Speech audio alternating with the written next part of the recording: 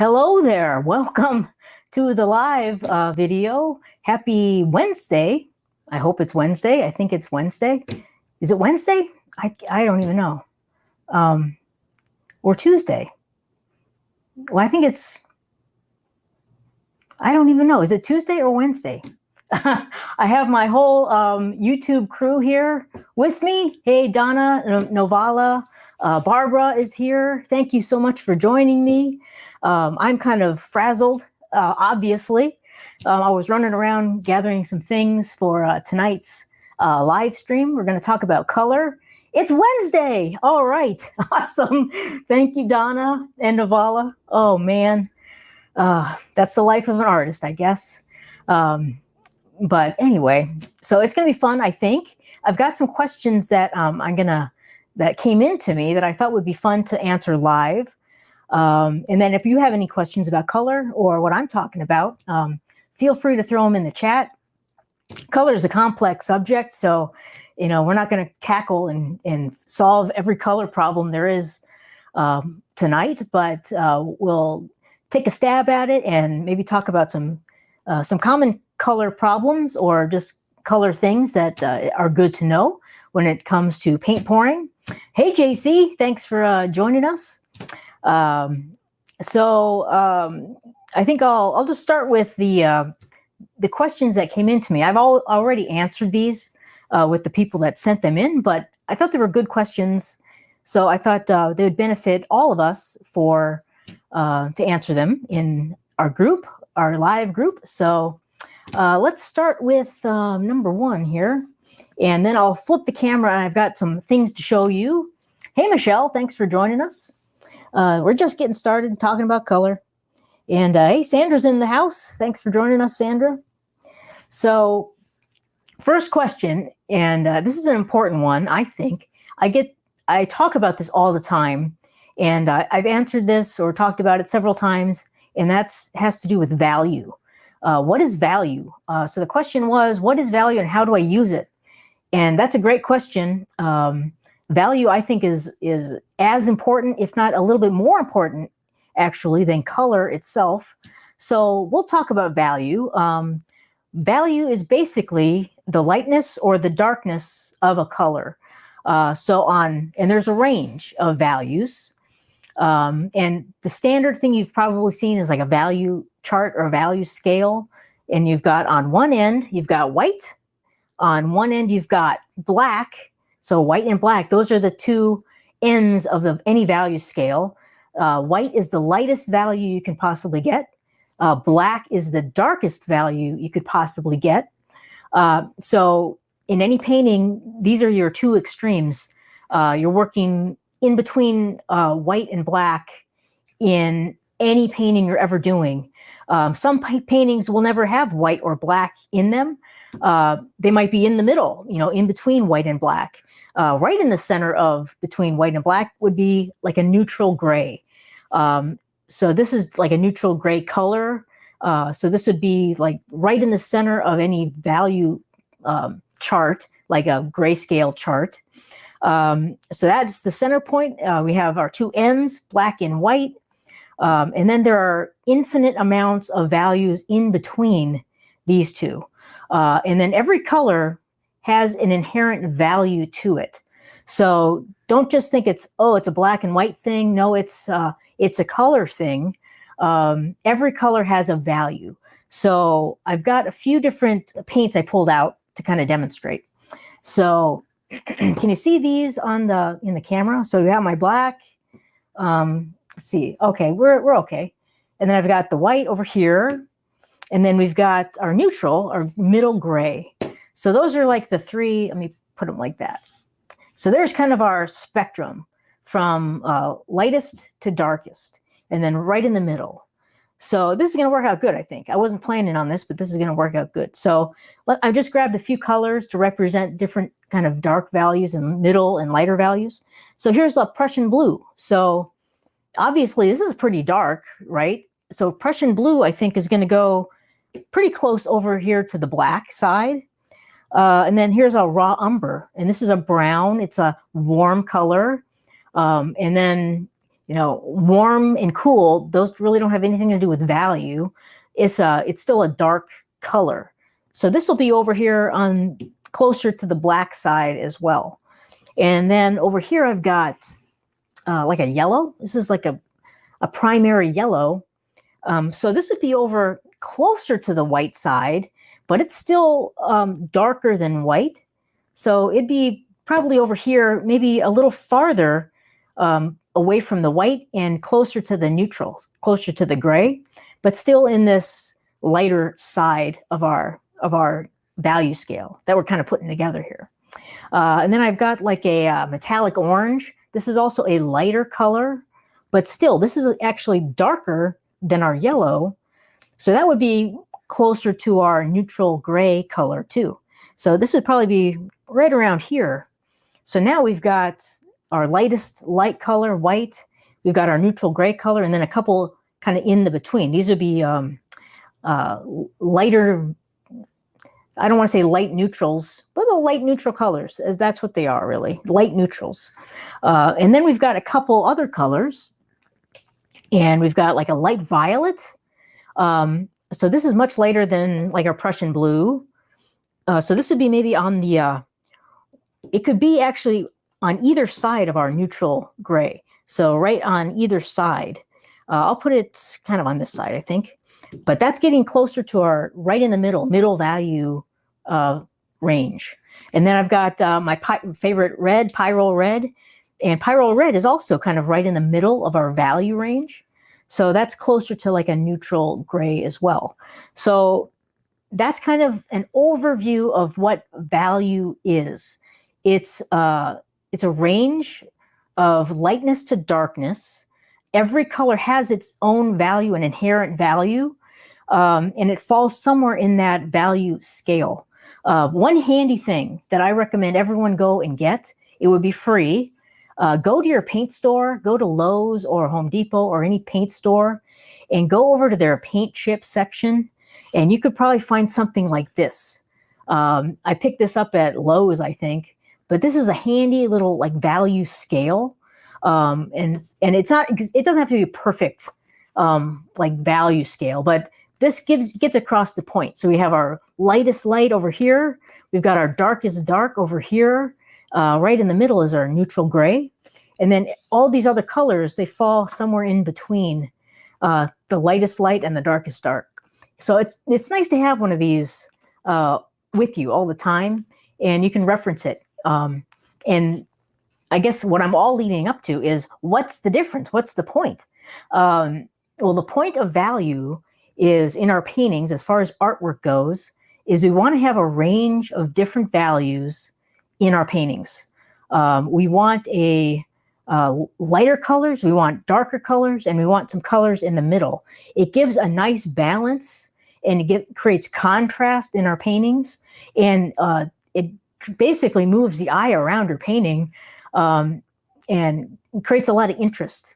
If everything was the same value, and I see this a lot in a lot of, kind of beginner paint pours, or, and there's nothing wrong with this, by the way. But if there are paintings that they're all in a very narrow value range. And when you have a lot of colors in the same value range, it's very hard to discern things. They all kind of blend together. Now, there are lots of paintings that are, I love actually, that are very close in value. But those artists have little touches here and there of like a dark value. Like, let's say 90% of the painting is a very light value. It's between, these two values. It would be maybe up here, these top values, top 3, 90% of the painting is in these values, different colors and things, but all very light values. But they know what they're doing. They're professional artists. They'll put a hint of a darker value very strategically somewhere, which kind of balances out all the other values. Hopefully that makes sense. But we want a range. And that's kind of difficult to do in a pour painting sometimes, but we want a range of values. I love to have a light, a dark, and something in the middle in almost all my paintings. I've have a lot of paintings that are a tighter value range that I like a lot. But in general, I like to have a kind of a broader range of color. So it doesn't mean I have to have white and black in every single painting. But I do want like a light and a dark.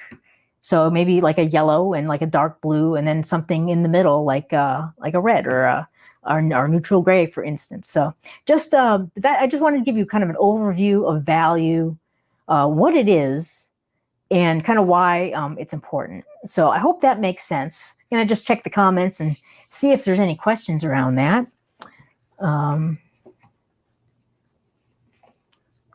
Let's see. Haley, I'm just checking for any questions.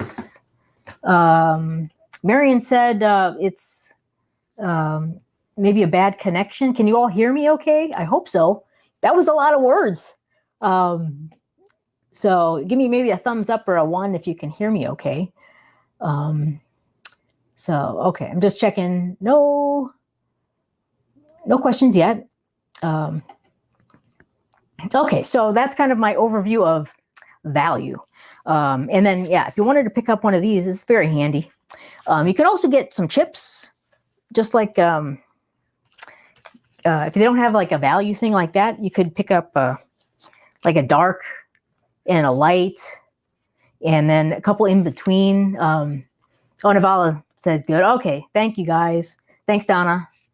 Thanks, JC. So, and then here's a couple in between, like a middle value kind of brown. Here's a gold. So these are nice to pick up. Another great tip for picking up. Oh, thank you, Michelle. Thank you. And Sandra, thank you very much. Another great tip is if you pick up a bunch of little chips like this in the different colors that you like or want to paint with a lot, you can use them to kind of place down onto your canvas or your table and see how they look together. That can be a very handy thing to do. I often just kind of lay my tubes of paint, the ones I want to use, next to each other, just to get a visual and see if they're going to work together. But like having these little paint chips is nice as well, to just quickly look and pull together a color palette quickly if you don't know what you want to do. So, oof, they're flying around. Okay, I'm going to put those away really quick. So anyway, that's value. I think it's really important, and as important as color for sure. So I'm going to go to the next question now that I have, and what are the warm and cool colors? That's a question that came in. Recently, I posted a question in the group, my Facebook group, on do you prefer cooler colors or warmer colors in your paintings, like in general? And so I thought that was an interesting question. I oftentimes paint with more cool colors, but I thought that I saw it led to a little bit of confusion about, well, which ones are warm, which ones are cool. So I'm going to show you my great big gigantic color wheel, one of the many color wheels I have, and I'll show you which are the cool colors and which are the warm colors. And it's not exactly as straightforward as you might think. So it's pretty straightforward though. So I'm going to flip the camera over quickly. And here we go. Here's my monstrous color wheel. I got this a long time ago just to hang up in my studio so I could reference it from far away. I think it's for kids. I think it was like a kid's color wheel, but it's great because it is very simple. I really like this color wheel. It's got a little thingy in here, and I'll talk about some of these things as we go along here.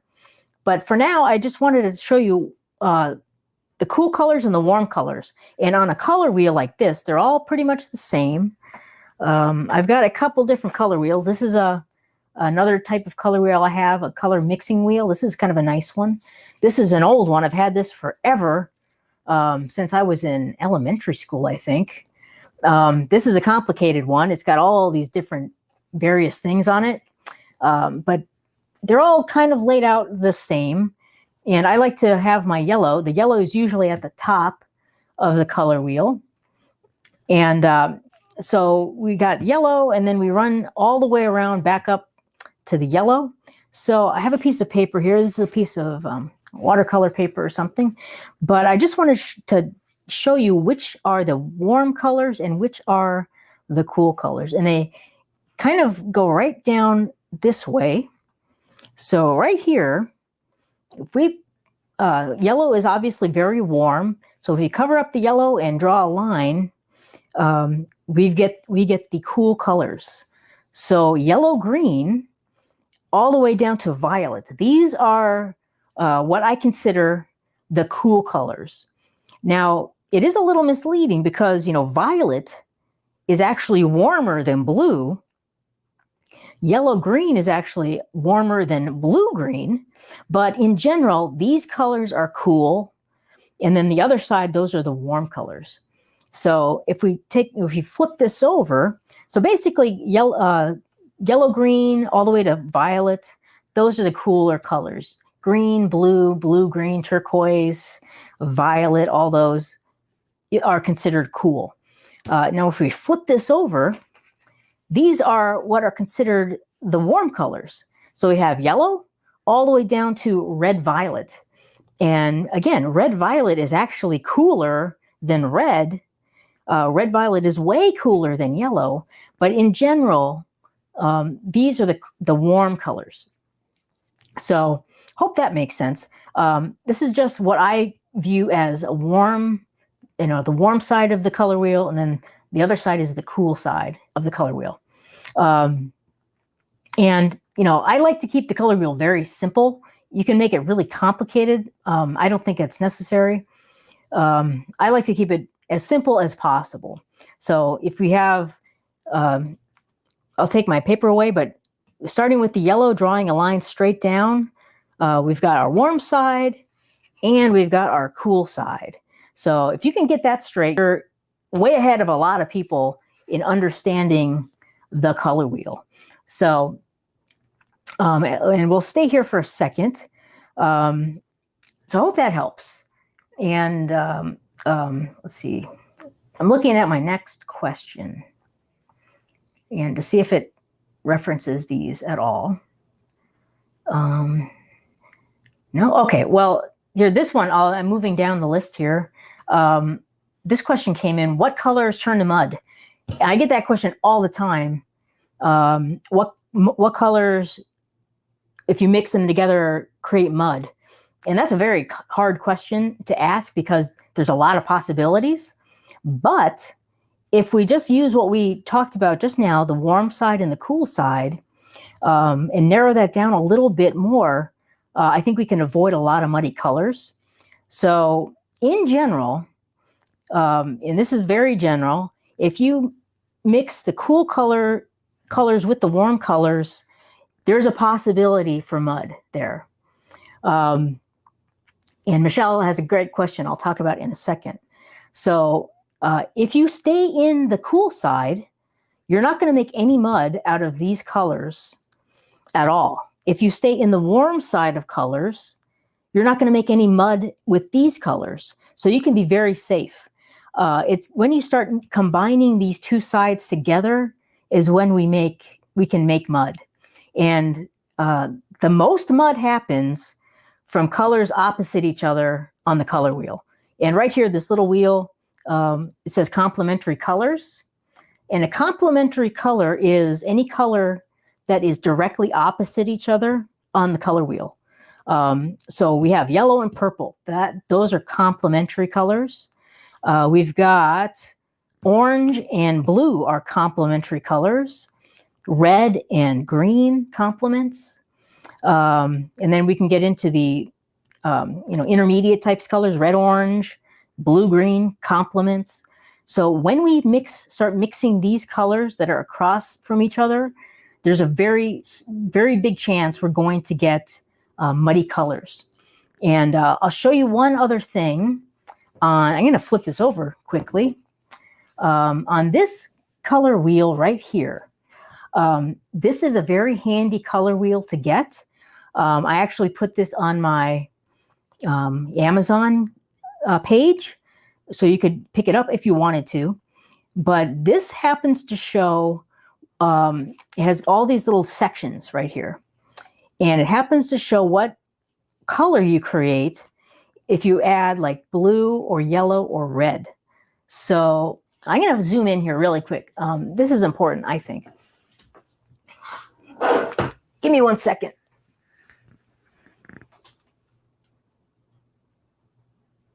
Okay, there we go. Okay, so let's talk about yellow and purple. It happens to be right here on the color chart. So if you have violet and you add yellow, which is the complement of purple or violet, you get this like ugly kind of orangey brown color. So that's showing you what happens when they mix together. So if you have something like this handy little color wheel, you can kind of tell what will happen if you use certain colors in your paintings. So let's take a look at red. And we know that the complement of red is green right here. So if we have green and we add red to it, we get this kind of neutralized looking purpley color. It's kind of a brownish purpley color. So kind of unattractive. Not the greatest combination. We can always tone this back if we minimize how much of either the red or the green we use, or if we put a barrier color in between those, we can kind of keep them separated a little bit more. So that's one thing to think about. So let's take a look at, let's see, they don't have orange on here. They only have the primaries on this. So you can't see what the blue would be because they don't have orange, but they do have yellow. That's close. Well, blue and yellow will make a green. And then blue and red will make a purple. I wish they had orange on here too. But if you added the orange, you're going to get more of a grayish or a kind of a brownish purpley color like that. They also have on this color wheel what happens if you add black and what happens if you add white. And typically, if you add white to a color, it'll lighten it, but create more of a pastel color. And Michelle asked, had a great question. Where do pastels fit into warm and cool? That's a really good question. And it depends on the pastel color, but white is considered a cool color. So if you add white, you're cooling the color down, but it is lightening it. So if you add white to like the red violet, you get this nice kind of plum color. If you add it to red, of course, you get like a pink color. If you add it to like a red orange or an orange, let's say, you get like this is more like a flesh tone color, like a very light peach color. And then again, if you go to yellow, it's a very light yellow. And then black, also, you can see what happens if you add black to a color. Like yellow, and adding black, it's going to kind of muddy it up somewhat. Black will muddy colors more than white usually. So if you add black to orange, you're going to get kind of a brownish color. And by the way, you might be wondering, where do all these earth tones come from? Like a raw umber? Well, it comes from adding like a black to like an orange, and you're getting more of like a raw umber. So the color wheel is derived of is like the bright colors, full saturation, and like right out of the tube. Let me flip this back over. So like yellow and all these, whoa, it's huge now. But like yellow and all these colors on the color wheel, they're just a representation of a color. It's not like exactly the color in our tubes, because there are many different yellows, like there are many different yellows. This is just kind of a representation of a yellow. So we can't take the color wheel too literally. But when we start adding black and white and things like that, that's where like the earth tones come in. So like the raw umber is, if you add black to orange, then you're getting the earth tones. If you add black to red, you get like a burnt sienna. that's where these kind of colors come in, when you start adding like a white or a black to like these types of colors. So I hope that makes sense. I'm going to flip this back over here. So, okay. So let me flip back to the other camera. Hello again. So I hope that answers a little bit of, about the color wheel and mud, making mud. So when you mix complements together, that's when you're really going to get the most mud. And complements are, of course, colors opposite each other on the color wheel. All right, so I'm going to just check for any questions. Yeah, so Michelle had that question, a good question, Michelle, about pastels. And she said, and metallics. Where do metallics fit in? That's a little bit of a little more complicated answer, but they kind of fit in. I don't really distinguish them too much from other colors. So like a gold, I would say it's in the yellow family. Silver, for instance, that's a gray. Like silver is like would be in our value scale, like black, white, silver falls in the middle. So it's like a gray. Copper, I put in like a orange, reddish orange family. So I kind of put the metallics just in a color family, really. I don't kind of, keep them separate. Hope that makes sense. And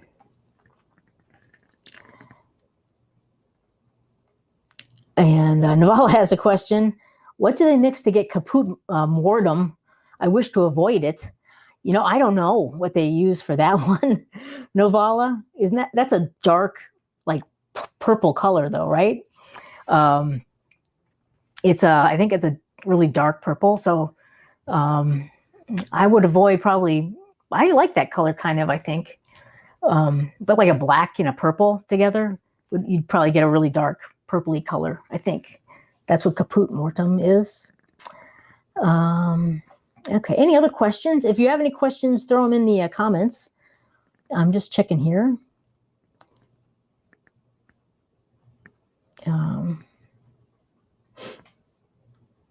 And okay, I don't see any questions. Let me, how it says dead. Yeah, we don't want dead colors. Yes, for sure. So no dead colors. That's funny, Novala. Okay, so next question that came in about color is how many colors should I use in a painting? And you can use as many or as few colors, really. I'll give you some guidelines, though. I like to use between 3 and 6 in general, normally. Like the minimum you could use is probably 2, like a black and a white. If you wanted a black and white painting, 2 is probably it. But I like 3 for me is probably the minimum when I want to work with color. And even a black and white, I like to add something else in there. But with 3 colors, that allows you to get a light one and a dark one, and then also one in the middle. So that, again, is we go back to the value chart. So 3 for me is pretty much the minimum. I'd say I usually paint somewhere between 4 and 6 in general. I like to maybe have 2 lighter colors, a couple darker colors, and then a couple in the middle, some mid-value colors. I find that is a nice color combination in general. But don't forget that, when we're, layering all these colors in a cup, they are going to make additional colors. They're going to mix together and create a wide range of colors that we never might have thought of. So you're stretching those 4 colors when you dump your paint out. It's going to create a very colorful range of different colors based on what's mixing together. So, but that's how many I typically use. And one thing I've found is the more colors I use, generally, the least satisfied I am with the painting in general. So if you have 20 colors in your painting, That's a lot of colors. And, you know, it's really unnecessary. You can create much tighter, I think more harmonious color schemes with fewer colors rather than more colors. So that's one kind of tip to keep in mind. If you're at all in question, like I want to make a painting with 30 colors, I mean, that's, you know, that's too many. So I would probably stick away from anything more than 10 colors. And that is a lot right there, 10. And you're going to get lots of blending and it might be overwhelming actually with that many colors. So I hope that is helpful. Yeah, another question that came in was, why is my painting so bright? Or what did they say? It was like, why is my painting so bright and not subtle? Or something like that. I can't remember exactly the right question, but I got the gist of it. I think I understood what they were asking. And I think their painting was, they were using a lot of bright colors, unsaturated colors, like yellow and red and blue, just, you know, right out of the tube. And when you use these bright primary colors, it can be kind of overwhelming. You know, it can be gorgeous as well. But I mean, those types of paintings can be so bright. You're just like, wow, it's like too much. So one way to, you know, tone it back is to do kind of what we were talking about a little bit earlier, is to, you know, kind of subdue some of those colors. So maybe take your yellow and mix some white in there, which will lighten the color, lighten the value. It'll cool it down a little bit, but it won't be so bright, you know, so crazy bright and you know, unsaturated. The other thing you could do if you wanted to really mute your colors is add a little bit of the complement like we were talking about earlier. And I would do that when you're mixing your colors. Like if you wanted to take like a green and you're like, this green is too bright, it's just too green. Well, you could take and put a little bit of red in that green, and it'll knock that bright greenness down and create a much more subtle, neutralized green. So that's one way of kind of creating more subtle paintings and not having them so bright. And okay. Yeah, Noel said 20 colors would be so busy. Yeah, that's right. It would be crazy busy. Let's see. Lee asked, why do paints separate some on the edge of the canvas after I pour?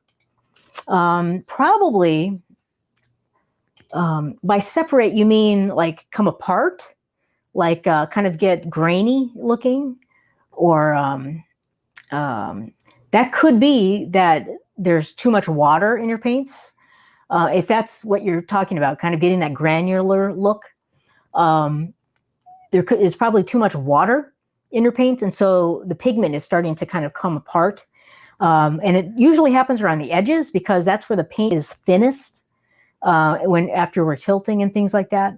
So the paint is thin there, and so there's less adhesion, and the paint will kind of want to separate if there's too much water.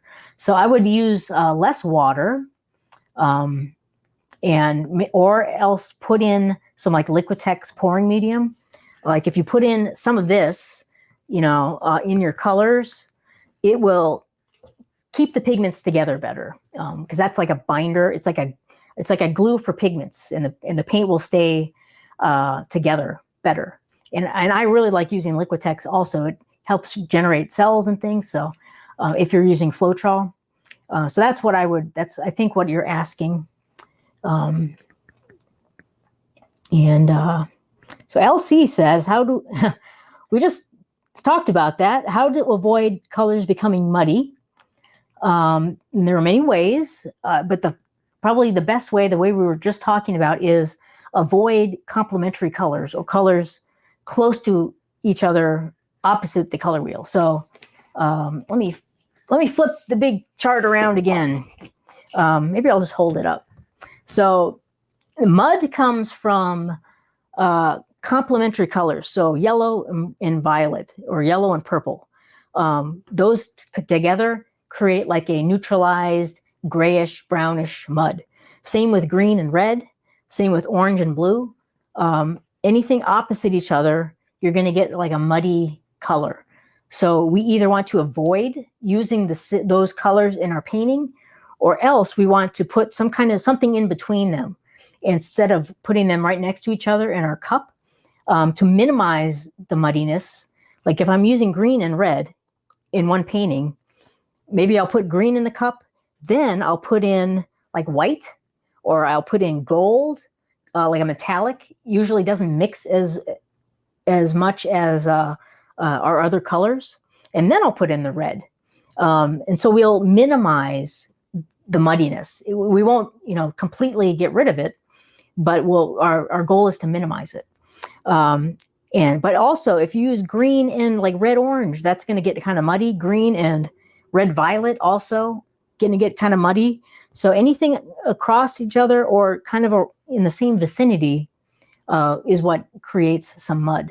Also, if you have a wide variety of colors in your painting, let's say you're using, like I do not like to use primary colors in the same painting, like red and green and blue, or red, yellow, and blue. That's going to create a muddy mess every single time, in my opinion. I don't like that color scheme at all. It's too bright for me. But anything like that, when we're using, that's called a triadic color harmony, by the way. 3 colors that are equidistant on the color wheel. We won't get into that today. That's a little more complicated. But so those types of color combinations can also create mud. When you have like colors from all over the color wheel, can create some mud. So I hope that answered your question. Navala asked, how does liquitex pouring medium compare to Artist Loft pouring medium? I like the Artist Loft pouring medium. I think it's a good pouring medium. If you want to just use it for minimizing cells, let's say, you can get rid of Floetrol and use the Artist Loft pouring medium instead. It's cheaper, that's for sure. And then you could create some nice paintings without cells if your goal is to minimize or eliminate cells. I think the liquitex is better when I combine it with Floetrol when I want cells. I prefer the liquitex. I think it gives sharper lines, and it complements the Floetrol in creating some amazing effects. But I like Artist Loft quite a bit. I think it's a good pouring medium. You could also use it as a binder, to eliminate some of that color separation, that granular effect that can happen. So it is a good pouring medium. It's cheaper than the liquitex. I like it better than a lot of the other ones that are out there. So I like it. Yeah, I like it a lot. Yeah, Michelle has not had good results with primary colors. No, I do not like using primary colors. Yeah, and Lee said yes, grainy. So I think that was the problem. So yeah, you want to put some binder in your paints. So the Artist Loft pouring medium is a great alternative to liquitex. So I would try that out. And you don't need a ton of it. You could put like a half part size or a squirt of it in each color. I think that would be enough for you to get rid of that graininess. Okay, what else do we have on the old list? And I think that was about it. So any other questions that you might have? I think I covered the ones that came in. Oh, one thing I was going to mention. Let me show you this. You might find this handy. I got this a while ago, and it's a color harmony wheel. This is not intended for paint pouring. or acrylic paint pouring, but I find it very handy. If you're interested in just looking at some interesting color harmonies, this wheel can kind of come in handy. I like, it's got this is like an analogous color range right here, this big side. Let me flip the camera. I can show you a little more in more detail. So let me just flip the camera. Okay, so it's called the Color Harmony Wheel. It's by Jill Ryder. She's a pretty good mixed media painter who I like.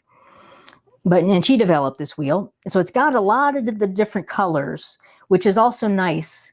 It might be kind of hard to see on the camera, but like here's emerald green, phthalo green.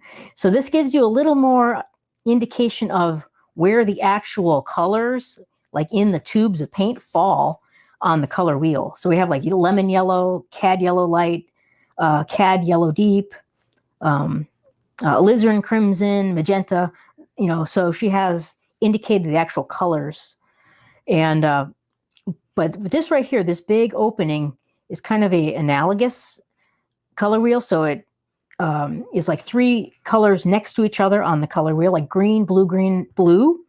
And then it also gives you a, the complement to that would be like a red. But then it gives you like a discord color. And so I think that's interesting. So like if I was going with this kind of a color scheme to start with, like a green, blue-green, and blue, like that's a very pretty color range to use. But I wanted something else to put in there, like a red-violet over here, this discord color might look really nice. Or over here, yellow, kind of more of a reddish yellow or yellow. That might actually work kind of nice with this color scheme. Again, if we use the red, like a reddish color, we're going to end up with like more of like this brownish color in here, this kind of a muddy color, which I really don't mind so much. I'm not opposed to having some muddy colors in the painting, just not all of it. So I find this color wheel harmony or color harmony wheel interesting for getting some ideas, just generating some different kind of color scheme ideas. That's kind of what I use it for. But it's a nice tool, and I put that on my Amazon page too. If you want to check it out, take a look at it. And so let me flip back. So that's my little talk about color today. If you had any other questions, you can throw them in there and we'll take a look at them. I'll see if I can answer them. And I don't see any right now. So I think if that's it, I will say thanks so much for joining me. And let me throw this in the chat. I'm